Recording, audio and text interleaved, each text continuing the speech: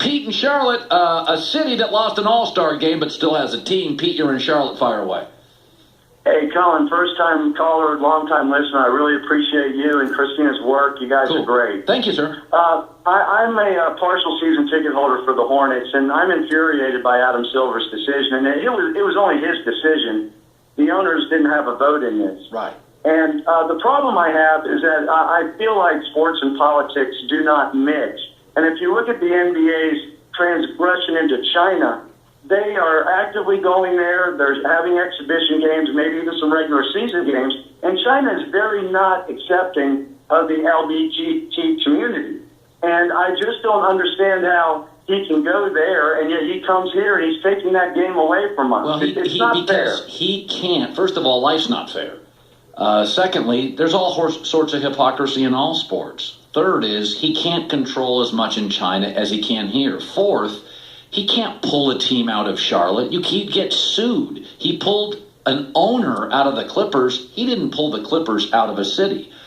It's not fair, but what it is an opportunity to take a stand and send a message against discrimination. Pete, remember, the NBA is the one league in America that stars are overwhelmingly African Americans who in this country, and if you look at our history, have been more oppressed. Okay? You say sports and politics don't mix. That, Pete, you and I can agree with. I do think there are lines. Remember, have you ever gone to a concert, Pete, like a musical concert? Yeah, well, I was going to Springsteen. Okay. Springsteen pulled out. Right. That's another one that got to me. Okay, so it's interesting, Pete, because we got into this morning, is that I've gone to U2 concerts, and not Springsteen, but U2. They'll have a political message, but there is a fine line. I went for the music. I didn't go for the politics. With Bruce Springsteen, he tends to have political messages. People pay for the music, not the political statement. So there is a line that you have to be very careful crossing. You don't want to go to sports and have activists, protests, political statements. You're paying for the basketball, you're paying for the football, you're paying for the hockey. So I do agree, Pete, you've got to be careful on sports and politics. Because, Pete, I have not talked much about the political race we have going on, and it's getting massive ratings. In my life, there's never been a more discussed and viewed political season. I have stayed away overwhelmingly because I believe my listeners want my opinions on sports, not necessarily on politics, although I'll occasionally refer or jab toward politics. So what you're saying, Pete, first of all, I appreciate it, and it makes you mad. But I think you have to get out of the fair business. Sports and life and parenting and business isn't fair. And you can't be paralyzed on all this hypocrisy with China. We can't control China like we can control our domestic product. And even Adam Silver can't pull a team out of Charlotte.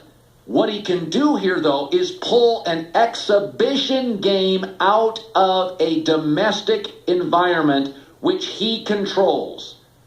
So maybe in China there's a contract already signed. Maybe he thinks it would hurt the league because he can't control China anyway, and he's not going to send a message to a community in China he has no ability to sway or help or assist. He's worried primarily about the domestic franchises, owners, and players, and messaging. But if you're sitting around there staring and arguing and yelling about hypocrisy, all these leagues, all you parents, all my friends, you can't be paralyzed by it.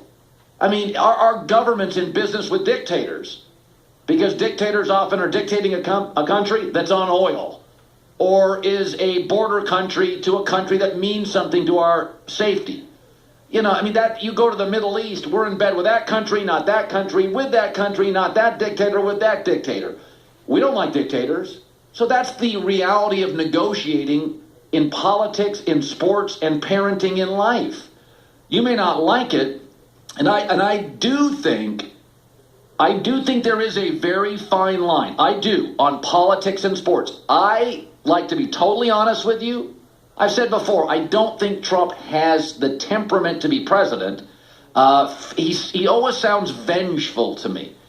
But I thought his speech last night was for people who like him, very on point. and disciplined. He's not a very disciplined speaker. I thought last night he stayed on the teleprompter. So I think if you like Trump, you loved his speech. If you don't, it's infuriating. Robert and Charlotte, you're in the herd. Go ahead. Thanks for calling, sir. Hey, Colin, long-time listener, first-time caller. Love the show. Thank you, sir. Yeah, hey, just to comment on Pete.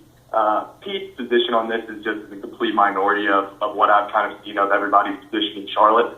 Listen, everybody's mad that the game is being taken away from Charlotte, but people aren't mad at Adam Silver. People are mad at Pat McCrory, the governor. I mean, Charlotte was the first city to pass, accepting and progressive LGBT, laws in Charlotte, and within 24 hours, Pat McCrory, overturned that and passed HB2. So people's reaction isn't to Adam Silver.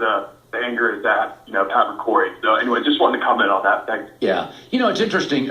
Trump's vice president selection, Mike Pence, big conservative money in the state of Indiana wanted Mike Pence and his conservative theology, mantras. They wanted him in office. But the conservatives in Indiana said, don't get into social issues. Just do business. So Mike Pence got into office and started worrying about social issues, and he ticked off all the conservatives with the big money in Indiana. When you start getting into social issues and taking stands and they're not inclusive, you're going to be in trouble in 2016. It's not hard to figure out. You're going to be in trouble. And I think there's one political party in this country right now that struggles at times with evolving. I've said this about technology.